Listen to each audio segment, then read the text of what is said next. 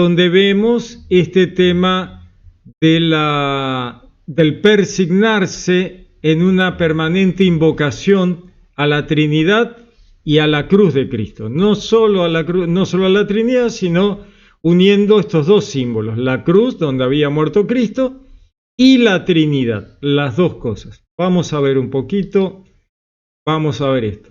Entonces, una de las primeras documentos, digamos, de la iglesia primitiva es la Didache, años 70 después de Cristo más o menos, y entonces dicen, en la Didache 7 dice el nombre del Padre y del Hijo y del Espíritu Santo. Esto está en relación con el bautismo. La Didache levanta el bautismo trinitario de Mateo 28, cuando Jesús envía a bautizar en el nombre del Padre, del Hijo y del Espíritu Santo. Entonces, este tema de la Trinidad asociado a la cruz va a estar muy presente. Veamos Hipólito de Roma en el 215 después de Cristo. Decía, por ejemplo, te rogamos, Señor, Padre increado, todopoderoso, creador de toda la creación, por medio de tu amado Hijo Jesucristo y por medio de tu Santo Hijo y por medio del Espíritu Santo, el Paráclito. Mira esta ofrenda de tus santos que te presentamos. Esta es una oración eucarística de la liturgia primitiva, donde se invoca a las tres personas. El texto completo se conserva en versiones egipcias, coptas, etíopes y árabes. Fragmentos griegos y las reconstrucciones son aceptadas académicamente.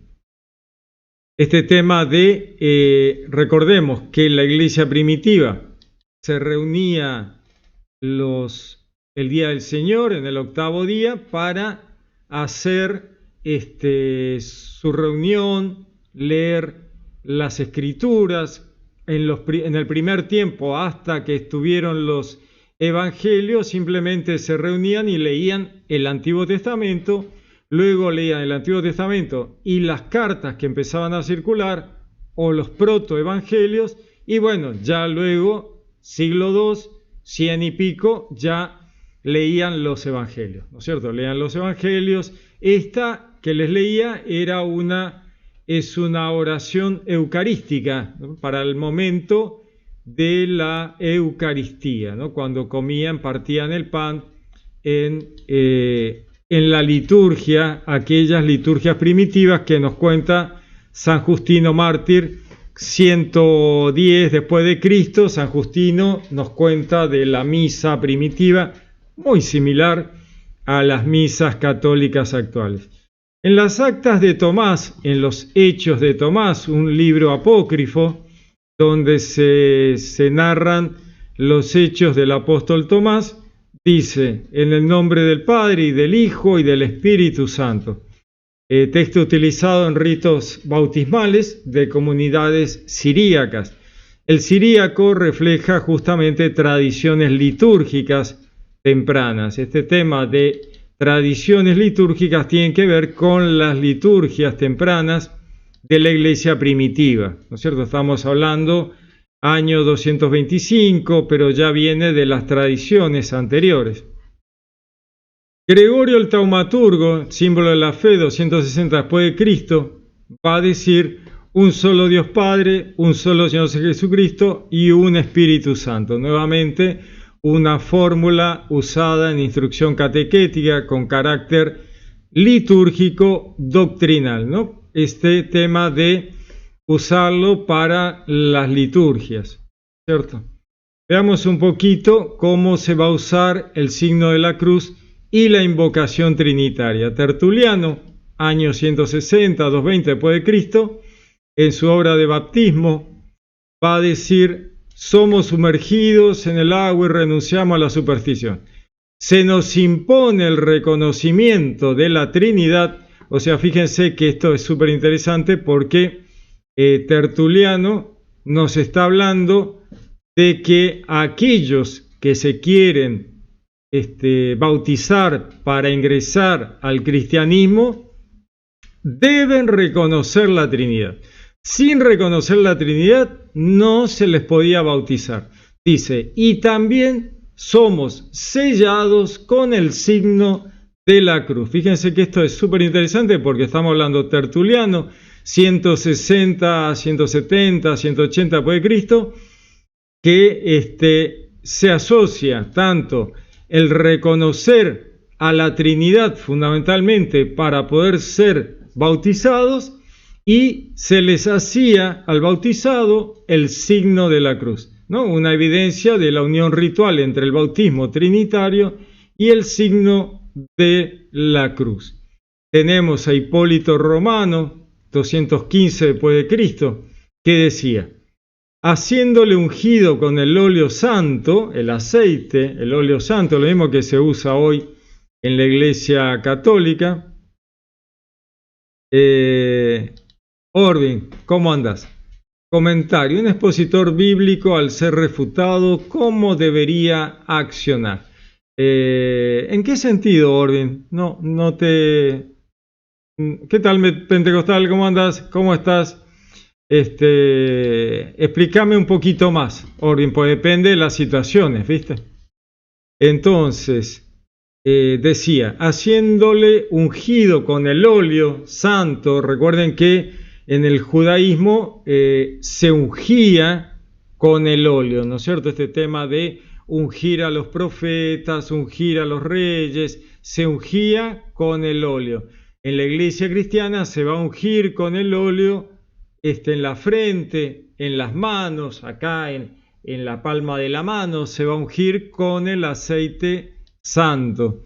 Entonces, dice, habiéndolo ungido con el óleo santo, trazando el signo de la cruz en la frente con el óleo santo, decía, te unjo en el nombre del Padre, del Hijo y del Espíritu Santo. Fíjense que nuevamente Hipólito de Roma, año 215 después de Cristo, nos está hablando de una unión, no solo de la Trinidad, sino del símbolo de la cruz y el uso del óleo, ¿no? Junto con el bautismo. Una unción post-bautismal que vincula la cruz con la fórmula trinitaria. Cipriano de Cartago, en el 200, 150, en la epístola 73, nos va a decir, ¿cómo puede ser sellado en la frente con el signo de la cruz quien no tiene fe en la Trinidad? Fíjense cómo él dice, ¿cómo puede ser que alguien sea ungido con el símbolo de la cruz, ¿no es cierto? Si no tiene fe en la Trinidad. O sea, está asociando la Trinidad a la fe cristiana y al símbolo de la cruz, como marca, digamos, con la ceniza o con el óleo o con el agua bendita, ¿no? Vincula la validez del signo de la cruz a la ortodoxia trinitaria, año 255 después de Cristo. En las actas de Tomás, los hechos de Tomás, siríaco, 225 después de Cristo, va a decir, y trazó sobre ellos el signo de la cruz en el nombre del Padre, del Hijo y del Espíritu Santo. Práctica siríaca que integraba el gesto físico de la cruz y la invocación verbal trinitaria, ¿no? Para las bendiciones, el bautismo, y entonces vemos claramente en una iglesia primitiva el tema de asociar tanto la cruz como la Trinidad. Entonces vemos rápidamente, ¿qué tal la apologética? ¿Cómo andás? ¿Cómo estás? Recomendaste, bien, buenísimo, gracias apologética, te agradezco mucho. Entonces, vemos el bautismo, inmersión y fórmula trinitaria y signo de la cruz. O sea, tenemos la inmersión en agua bendita, la fórmula trinitaria y el signo de la cruz como iniciación cristiana. La unción con el óleo santo, la cruz en la frente y la invocación trinitaria. Y el exorcismo en Orígenes, el signo de la cruz y el nombre trinitario como protección contra los demonios. Orígenes, en sus homilías decía, une el poder del signo de la cruz con la invocación. Orígenes une el poder del signo de la cruz con la invocación del Padre y del Hijo. Veamos un poquito, a ver si tengo aquí. Veamos un poquito. Algunos eruditos nos cuentan, Ferguson, por ejemplo, nos dice, el signo de la cruz funcionaba como sello trinitario en los ritos de paso cristiano, especialmente el bautismo. Jensen, otro erudito, nos cuenta de la unión cruz-trinidad que respondía a necesidades teológicas contra el modalismo, siglo III. La cruz afirmaba la distinción de las personas. Dolger, otro erudito, dice estudio del término como nexo entre cruz, física y confesión trinitaria. Veamos un poquito, vamos a ver el desarrollo histórico, siglo II, la vinculación incipiente en ritos bautismales con Tertuliano, siglo III, la consolidación en oraciones exorcísticas y eucarísticas, Hipólito, los hechos de Tomás, en el siglo IV ya una formalización litúrgica con Cirilo de Jerusalén, en su catequesis 13, con el dedo traza la cruz diciendo, en el nombre del Padre, el Hijo y el Espíritu Santo. Ya siglo IV, 300 y pico después de Cristo. Como vemos, las fuentes de la iglesia primitiva, que hace referencia a la iglesia primitiva, fuentes de primera mano, muestran que la unión signo de la cruz más mención trinitaria, una práctica establecida en las comunidades romanas, norteafricanas y siríacas hacia el siglo III, con funciones rituales y teológicas definidas.